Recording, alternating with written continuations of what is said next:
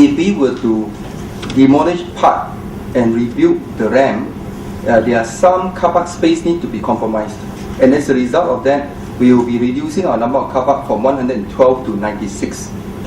Okay? Of course, the third is to use mechanical system, which is costly in initial cost, as well as also high in the maintenance and operating cost.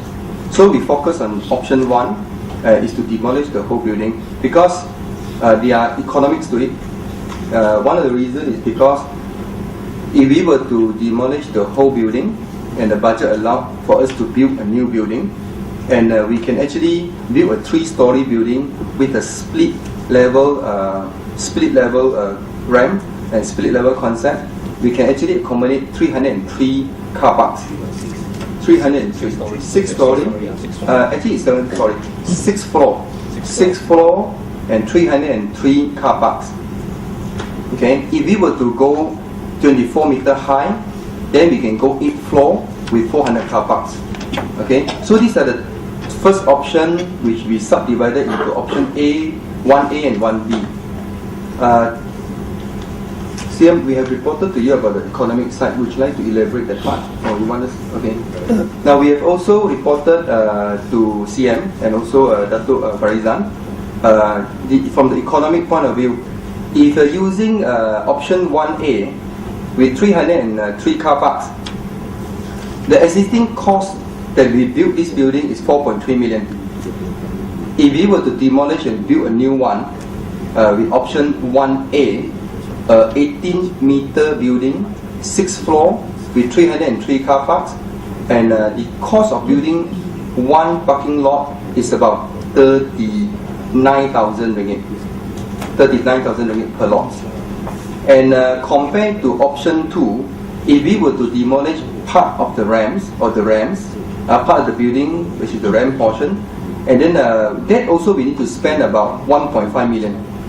So original cost is 4.3 million, and if we were to spend 1.5 million to tear down the ramp and rebuild that portion, and that will come to 5.8 million. If you divide by 96 car park only, then each car park is almost 60,000 ringgit compared to 39. Now option 1B is we were, because of demand and all this, of course the consultant appointed by the state government need to review that again. And if we were to go for 8 floor, 400 car parks, then we can further reduce the unit cost of each car park to 35,000.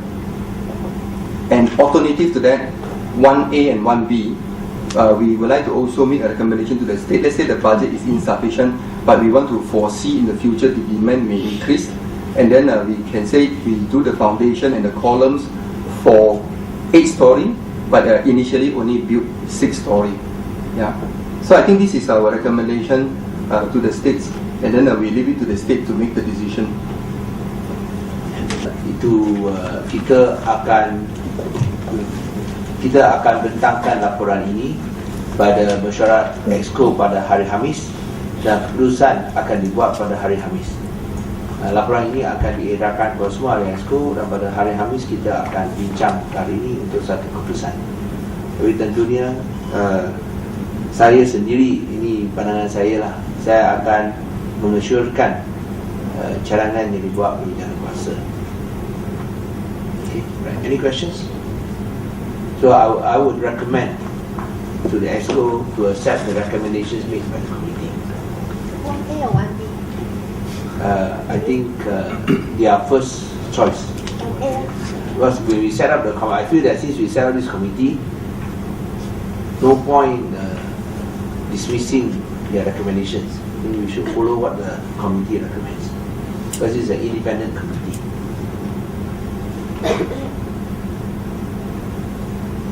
The cost for 1B?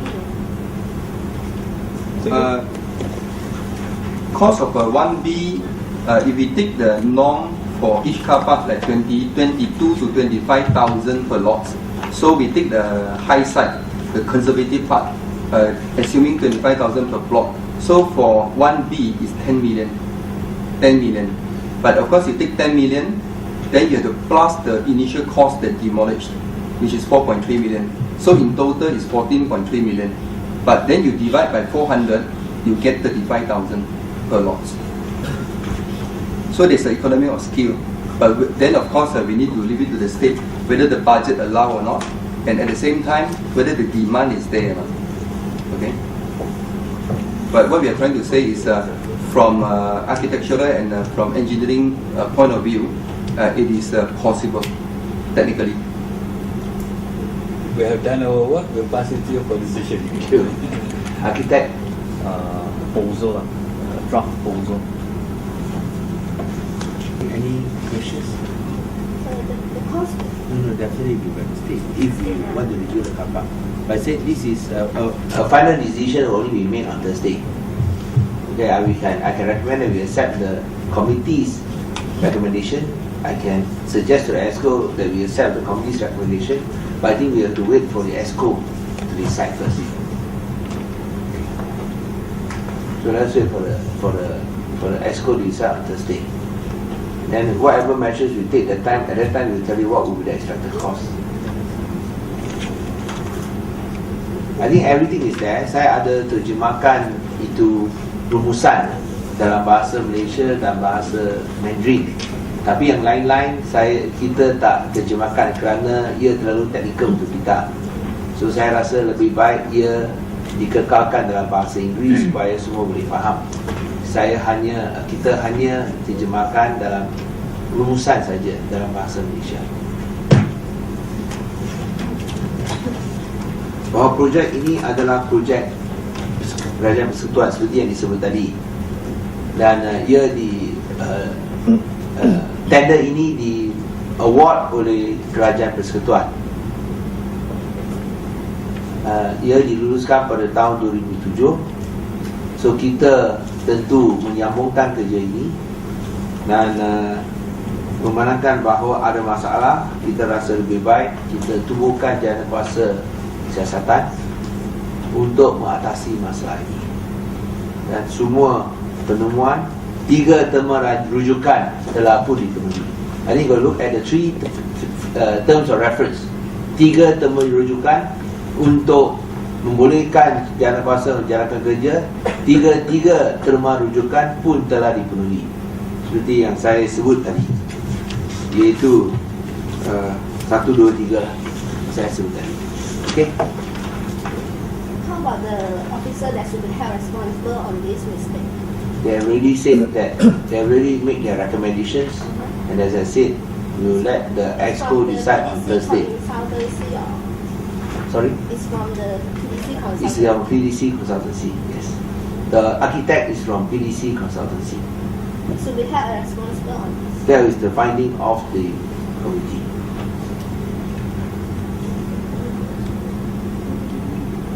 So today I do not want to add more because I think this press conference is for the committee.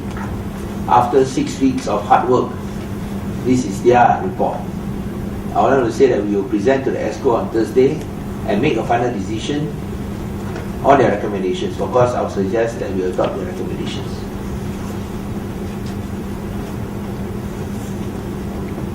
So I think you should read their report closely. You read the report closely. Everything what you want to ask the questions all answered in the 没有， report. 我是好奇说，那个发展商那个建成 contractor 他不用任何承担任何责任，因为他们的 finding 是 architect 的问题，就是他接错，没有，这个是他们的 finding， 他们的结论。Their conclusion is, of course, she's asking, shouldn't the contractor be responsible? But the finding of the committee is the architect is responsible. So this is their technical and professional finding. Maybe I just add a bit from there. You see, whenever there's any building that is in compliance or due to design or due to it cannot be occupied, and we common ground is we always go to the contractor, but sometimes may not be necessarily. From an engineering perspective, whenever there's any defects or incompliance, we need to look at the detail. For example, in this case, we need to look at the design, whether the design is following the municipality guideline, whether the design is following the design code, and whether the design is following the uniform building bylaw or not. That's number one. And number two, whether the design meeting the user's requirement or not. That means the design criteria. That's number two. And then only we move into whether the contractor follow exactly what is in the drawings or not. Now, if the design is no problem and also the construction no issue, sometimes we need to look at the third possibility, whether there's any abuse of the building or not. Abuse in the sense that if this building is designed to park cars and then owners start parking lorries, that means there's an abuse. Yeah, so not necessarily must be contractor, sometimes can be consultant, and like in this case, sometimes can be contractor or can be owner also, can be the user or the owner. Yeah, and as what we have said just now in our report and from our findings, the defects is quite clear. It is the gradient as well as the turning radius, and also in between that, there's a lot of gap in communication, documentation, flow, and things like that. Okay. No, as the layman, we may think this person is responsible, that person is responsible, but this is a professional finding. And the chairman is, they are all independent members. The chairman is a professor in a university. He is a professional surveyor. The members, one is a former president of IEM, that means Institute of Engineers Malaysia, Penang. Another one is the current chairman of the Persatuan Architect Malaysia. So they are all professionals with a clean reputation. So I think this is their independent finding. So we may have our own impressions. I have my own impressions, but then I said I still have to accept this professional finding. Okay? Right. So if there are any questions, I think you have to read the report. They are presenting the report. They are not here to argue. It's based on facts. So I think they want to hand over the report that they have submitted.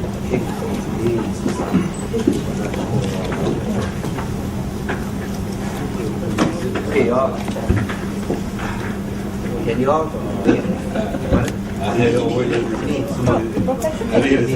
Sangat ini macam inilah. Like that. Excuse me, Mr. Lawrence, can you remove the back? Yes. Sorry, yeah. It looks like the thing. Yes.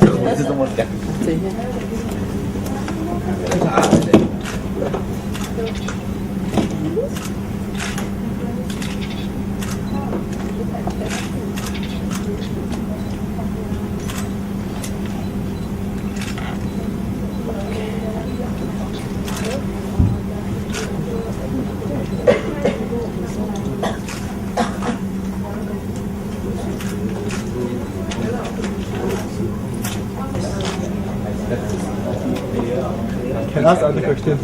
Another issue can ask. Can. But you let them off first.